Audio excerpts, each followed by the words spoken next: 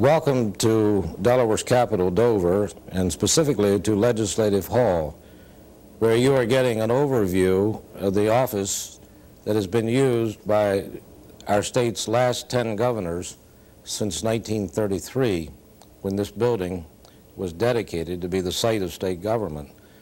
I'm Ned Davis, and I had the opportunity to work very closely with one of those governors who unfortunately is the one in our line of continuity that cannot be with us for today's State House Symposium on Saturday, April 11, 1981. That is Governor Charles L. Terry, who died in February 1970. We are very fortunate, however, to have with us 6 of the last 7 living governors of the state, and we thought the very fact that they were living and available made this a very timely and unique opportunity for one of the State House Symposia that is sponsored annually by the Division of Cultural and Historic Affairs as an offshoot of our bicentennial celebration in 1976.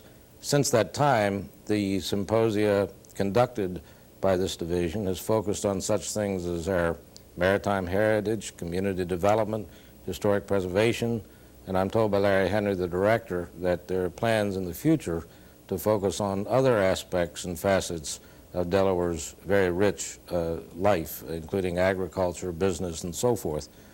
Our governors with us today began their line of succession in January 1949 with Albert N. Carvel.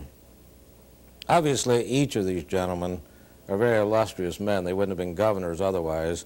And many of them had colorful careers over and above and outside of what they did as governor. And Bert Carvel, of course, is such a man. He's been active in many committees of the state and has served Delaware in a fabulous number of capacities, as well as having been a very successful businessman in Laurel.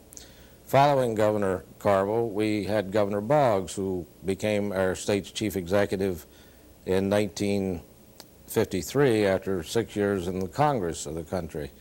Governor Boggs served 2 terms, leaving office in December 1960 when he resigned his office early to take up his duties as a United States Senator from Delaware in order to gain seniority, which he thought would be of importance to the state in his various committee assignments.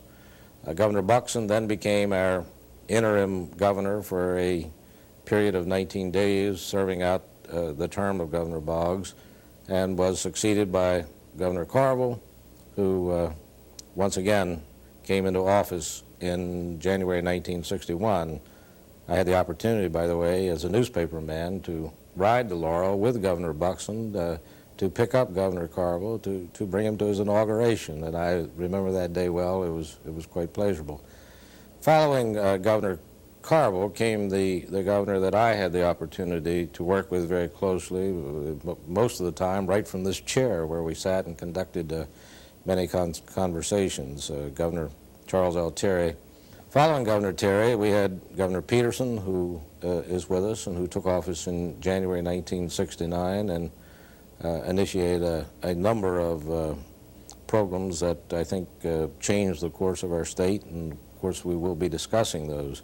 Then after Governor Peterson, we had Governor Tribbit, who became our chief executive in January 1973 and who had a turbulent term of office filled with many problems, which he undertook valiantly to resolve. And after Governor Tribbit, of course, elected in 1976, taking office in January 1977 as our incumbent, PRS DuPont IV, Pete DuPont, who was overwhelmingly elected, probably by the biggest majority of any governor in Delaware's history, in 1980.